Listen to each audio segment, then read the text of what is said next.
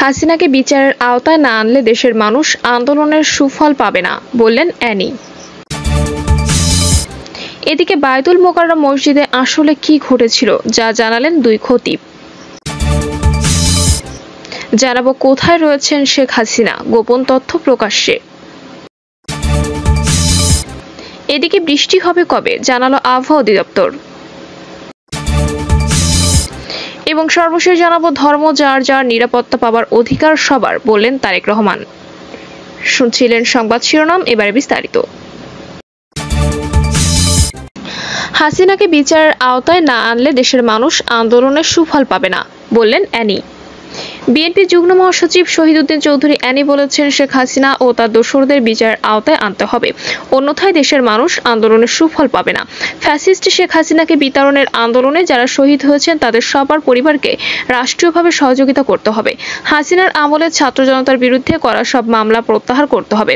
দলীয় নেতাকর্মীদের উদ্দেশ্য করে অ্যানি বলেন, সময় পাল্টেছে, এখন আর পুরান ধারার রাজনীতি করার সুযোগ নেই। সবাইকে নতুন বাংলাদেশ গড়ার জন্য নতুন ধারার রাজনীতিতে যুক্ত হতে হবে।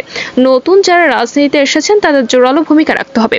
বিগত সরকারের পেটুয়া বাহিনীর মতো হলে চলবে না, কাউকে আইন হাতে তুলে নিতে দেওয়া হবে না, অপরাধীদের আইন প্রয়োগকারী সংস্থার হাতে তুলে দিতে হবে। বায়তুল মোকাররম মসজিদে আসলে কি ঘটেছিল যা জানালেন দুই খতিব। জাতীয় মসজিদ বাইতুল মোকাররমের জুমার নামাজের ইমামতি কে করবেন তা নিয়ে বিবাদ ও সংঘর্ষের ঘটনা ঘটেছে। নামাজের আগেই সংঘর্ষের ঘটনা ঘটে, মসজিদের ভেতরে ভাঙচুরও চালানো হয়। অতীতে বিভিন্ন সময় রাজনৈতিক কারণে বাইতুল মোকাররম প্রাঙ্গণে উত্তেজনাকর পরিস্থিতি দেখা গিয়েছিল, তবে মসজিদের ভেতরে এমন ভাঙচুর ও হামলার ঘটনা নজিরবিহীন। ঘটনার ভিডিও সামাজিক মাধ্যমে খুব দ্রুত ছড়িয়ে পড়ে। মসজিদের ভেতরে এ ধরনের ঘটনা ব্যাপক সমালোচনারও জন্ম দিয়েছে। এ ঘটনার জন্য পরস্পরকে দোষারোপ করেছেন ঘটনার কেন্দ্রে থাকা খতিব ও দায়িত্বপ্রাপ্ত ইমাম। বাইতুল মোকাররম দেশের মুসলিমদের কাছে বিশেষ গুরুত্ব বহন করে। এখানে জুমার নামাজ আদায় করতে দূর দূরান্ত থেকেও অনেকে আসেন। সাধারণ নামাজের ইমামতি করেন মসজিদের খতিব। তবে বাইতুল মোকাররমের খতিব মোহাম্মদ রুহুল আমিন গত জুলাই থেকে অনুপস্থিত থাকায় এতদিন অন্য দায়িত্বশীলদের দিয়ে সেই দায়িত্ব পালন করানো হতো। স্থানীয় কোনো গণমাধ্যমে রুহুল আমিনের এই অনুপস্থিতিকে সরকার পতনের পর আত্মগোপনে যাওয়া হিসেবে বর্ণনা করা হয়েছে। অবশ্য এই সময় তিনি অসুস্থ ছিলেন বলে জানান। প্রায় 2 মাস পর মসজিদে আসেন রুহুল আমিন। জুমার নামাজের ইমামতির জন্য আগে থেকে দায়িত্ব দেয়া ছিল মোহাম্মদ আবু সালেহ পাটোয়ারিকে। তিনি সহ কয়েকজন মুসল্লি খতিবের কক্ষে গিয়ে রুহুল আমিনকে জুমার নামাজের ইমামতি থেকে বিরত থাকতে বলেন। আবু সালেহ পাটোয়ারি বলেন, পরিস্থিতি বিবেচনায় অনুরোধ করা হয়েছে। অন্যদিকে রুহুল আমিন জানান, তাকে দায়িত্ব পালনে বাধা দেওয়া হয়েছে। এরপর সেখান থেকে গিয়ে খুতবায় দাঁড়ান আবু সালেহ পাটোয়ারি। কিছুক্ষণ পর সেখানে আসেন রুহুল আমিন। মিম্বারে অবস্থান নেয়াকে কেন্দ্র করে বাকবিতণ্ডা দেখা দেয় তাদের সঙ্গে থাকা মুসল্লিদের মধ্যে। পরস্পরের অভিযোগ থেকে জানা যাচ্ছে দুজনের সঙ্গেই বেশ কিছু অনুসারী ছিলেন। উপস্থিত মুসল্লিরাও দুই ভাগে বিভক্ত হয়ে পড়েন। আবু সালেহ পাটোয়ারি বলেন, আমি খুতবা শুরু করেছিলাম, উনি দলবল নিয়ে এসে জোর করে মিম্বারে দাঁড়ায়। আমাকে একজন সরে যেতে বলে, আমি সরে দাঁড়াই। অন্যদিকে রুহুল আমিন বলেন, ওনার সঙ্গে লোকেরা হট্টগোল করেছিল। মুসল্লিরা আমাকে প্রোটেকশন দিয়ে রাখেন। আমি বয়ান শুরু করি, এর মধ্যে উনি আমাকে বলেন, আপনি নামেন। যদিও আবু সালেহ পাটোয়ারি জানান, খতিবের নিরাপত্তা এবং উদ্ভূত পরিস্থিতির কথা বিবেচনায় রুহুল আমিনকে চলে যাওয়ার কথা বলেন। এক পর্যায়ে পরিস্থিতি আর নিরাপদ মনে না হওয়ায় স্থান ত্যাগ করেন মোহাম্মদ রুহুল আমিন। তিনি ঘটনাস্থল ত্যাগ করলে ততক্ষণে সংঘাত ছড়িয়ে পড়ে দুপক্ষে। আবু সালেহ পাটোয়ারি বলেন, মসজিদের প্রবেশদ্বারগুলোতে তার লোক দাঁড়িয়ে ছিল, তারা সাধারণ মুসল্লিদের মারধর করেছে। তবে রুহুল আমিনের পাল্টা অভিযোগ, হট্টগোল করেছে পাটোয়ারির সঙ্গে থাকা লোকেরা। স্থানীয় গণমাধ্যমগুলোতে প্রচারিত ভিডিওতে দেখা যায় জুতা রাখার বাক্স জুতা ছুঁড়ে মারছেন মুসল্লিরা। মসজিদের দরজা জানালাও ভাঙচুর করা হয়। ভিডিওতে মুসল্লিদের একাংশে আওয়ামী লীগ বিরোধী স্লোগান দিতে শোনা যায়। মাইকে মসজিদের পবিত্রতা রক্ষার আহ্বানও জানানো হচ্ছিল। পরে আইনশৃঙ্খলা বাহিনীর অবস্থান নিলে পরিস্থিতি শান্ত হয়। এ ঘটনায় বেশ কয়েকজন আহত হয়েছেন বলেও জানা গেছে। দুই খতিবই এ ঘটনায় কর্তৃপক্ষকে অবহিত করে সুষ্ঠু সমাধান চাইবেন বলে জানিয়েছেন। ঘটনার শুরুতে খতিবের রুমে যারা গিয়েছিলেন তারা নিজেদেরকে মুসল্লি কমিটি বলে পরিচয় দেন। খতিব রুহুল আমিনের অভিযোগ, তাদের একটি রাজনৈতিক পরিচয় আছে। পাটোয়ারি বলছেন, তারা মসজিদের সাধারণ মুসল্লি। পাটোয়ারি ইসলামিক ফাউন্ডেশনের উপপরিচালকও বটে। তিনি বলেন, সাধারণ মুসল্লিরা মিলে একটি কমিটির মতো গঠন করেছেন, যেটি মুসল্লি কমিটি হিসেবে বর্ণনা করা হচ্ছে। গত 5ই আগস্ট ছাত্র জনতার গণ অভ্যুত্থানে শেখ হাসিনার সরকার পতনের পর থেকে বিভিন্ন প্রতিষ্ঠানের গুরুত্বপূর্ণ পদগুলোর রদবদল দেখা গেছে। কোথাও সরকারের নির্দেশে বদলি বা অবসরে পাঠানো হয়েছে, কোথাও ফ্যাসিবাদের দোসর বা সুবিধাভোগী হিসেবে উল্লেখ করে বিক্ষোভকারীদের চাপের মুখে কেউ কেউ দায়িত্ব ছেড়ে দিয়েছেন। কোথায় রয়েছেন শেখ হাসিনা? গোপন তথ্য প্রকাশ্যে। বাংলাদেশের সাবেক প্রধানমন্ত্রী শেখ হাসিনা দেশটিতে গণ অভ্যুত্থানের পর প্রধানমন্ত্রী পদ থেকে পদত্যাগ করে ভারতে কার্যত পালিয়ে এসে আশ্রয় নেন। জানেন কি এই মুহূর্তে তিনি কোথায় রয়েছেন? যদিও কেন্দ্রীয় সরকার এই বিষয়ে মুখে কুলুপ এঁটে রয়েছেন। কোটা বিরোধী আন্দোলনের জেরে গত 5ই আগস্ট শেখ হাসিনা বাংলাদেশের প্রধানমন্ত্রী পদ থেকে পদত্যাগ করেন এবং ভারতে আশ্রয় নেন। 2009 থেকে গত মাস পর্যন্ত টানা 15 বছর প্রধানমন্ত্রী থাকাকালীন ভারতের সঙ্গে বরাবরই তিনি সুসম্পর্ক রেখে চলেছিলেন।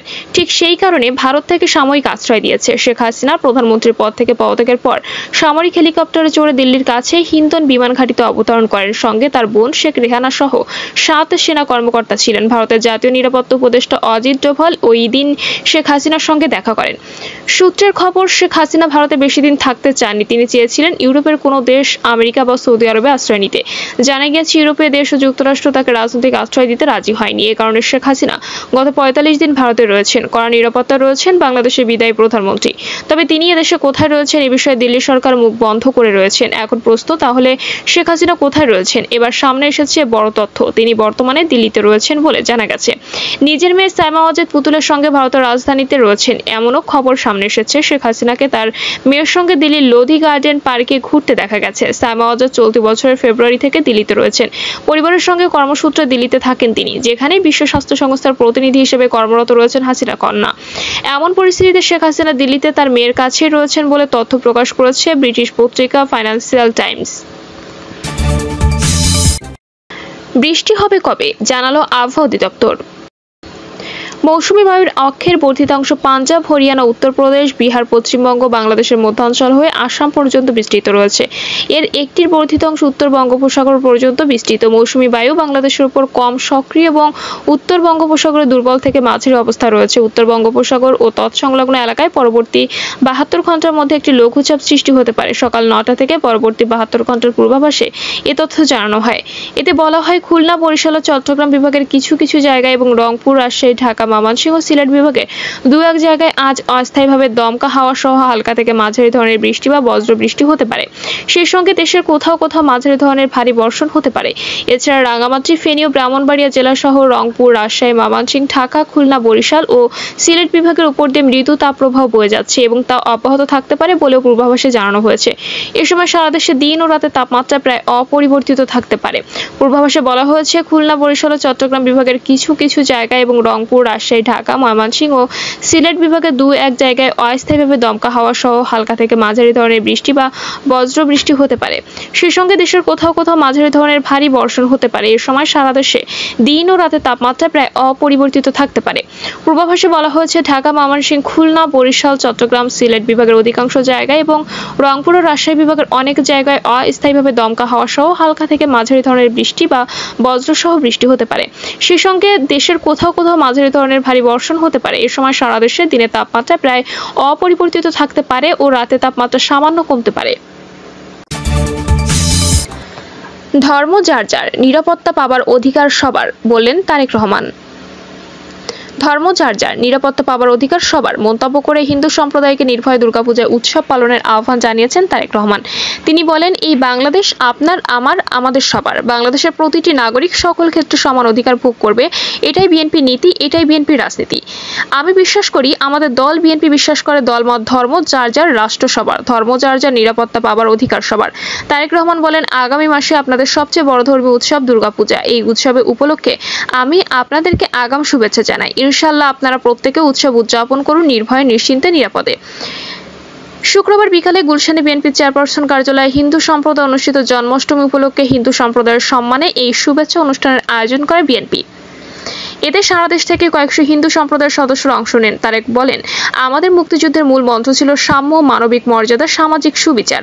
ধর্ম বর্ণ নির্বিশেষে বিশ্বাসী বলুন আর অবিশ্বাসী বলুন কিংবা সংস্কারবাদী প্রত্যেকটি নাগরিক রাষ্ট্র বা সমাজের যার যার ধর্মীয়, রাজনৈতিক, সাংস্কৃতিক, সামাজিক অধিকারগুলো স্বচ্ছন্দে বিনা বাধায় উপভোগ করবে এমন একটি স্বাধীন রাষ্ট্র সমাজ নির্মাণের জন্যই মুক্তিযোদ্ধারা লাখো প্রাণের বিনিময়ে বাংলাদেশ স্বাধীন করেছিলেন। কে মুসলমান, কে হিন্দু, কে বৌদ্ধ, কে খ্রিস্টান, মুক্তিযুদ্ধের সময় আমাদের এমন কোনো জিজ্ঞাসা কিন্তু ছিল না। আমাদের স্বাধীন বাংলাদেশ সংখ্যালঘু কিংবা সংখ্যাগুরু এসব নিয়ে চিন্তার কোনো কারণ নেই। ধর্ম বর্ণ নির্বিশেষে বাঙালি, অবাঙালি, বিশ্বাসী, অবিশ্বাসী কিংবা সংস্কারপন্থী প্রতিটি নাগরিকের একমাত্র পরিচয় আমরা বাংলাদেশী। তারেক রহমান বলেন, গত 15 বছরের ফ্যাসিবাদী শাসনে সবচেয়ে বড় উদাহরণ। গত 15 বছরে যা হয়েছে আপনারা দেখেছেন। সারা দেশে আইনের শাসন ছিল না বলেই কিন্তু প্রধান বিচারপতি হয়েও এস.কে. সিনহাকে অবিচারের শিকার হতে হয়েছিল। পলাতক স্বৈরাচারের আমলে আদালত আর আয়নাঘর একাকার হয়ে গিয়েছিল। সুতরাং সংখ্যালঘু কিংবা সংখ্যাগুরু, দলমত, বর্ণ নির্বিশেষে প্রত্যেকটা নাগরিকের অধিকার এবং নিরাপত্তা নিশ্চিত করতে হলে রাষ্ট্র সমাজে আইনের শাসন প্রতিষ্ঠার কোনো বিকল্প নেই। আমি মনে করি নিজ নিজ অধিকার রক্ষায় প্রত্যেকটি নাগরিকের ভোটের অধিকার একটি কার্যকরী শক্তিশালী অস্ত্র। যতদিন পর্যন্ত মুসলমান, হিন্দু, বৌদ্ধ, খ্রিস্টান অর্থাৎ দলমত, বর্ণ, ধর্ম নির্বিশেষে দেশের প্রত্যেকটি নাগরিক নির্ভয়ে নিশ্চিন্তে নিজের ভোটে নিয়ে নিজের পছন্দের প্রার্থীকে জনপ্রতিনিধি নির্বাচিত করে জনগণের কাছে জবাবদিহিমূলক একটি সরকার প্রতিষ্ঠা করতে না পারবেন, ততদিন পর্যন্ত কোনো নাগরিকের নিরাপত্তা ও অধিকার সুরক্ষিত নয়। প্রিয় দর্শক, এই ছিল এখনকার সর্বশেষ সংবাদ। আপডেট সব সংবাদ পেতে চ্যানেলটি সাবস্ক্রাইব করে বেল আইকনটি ক্লিক করে রাখুন।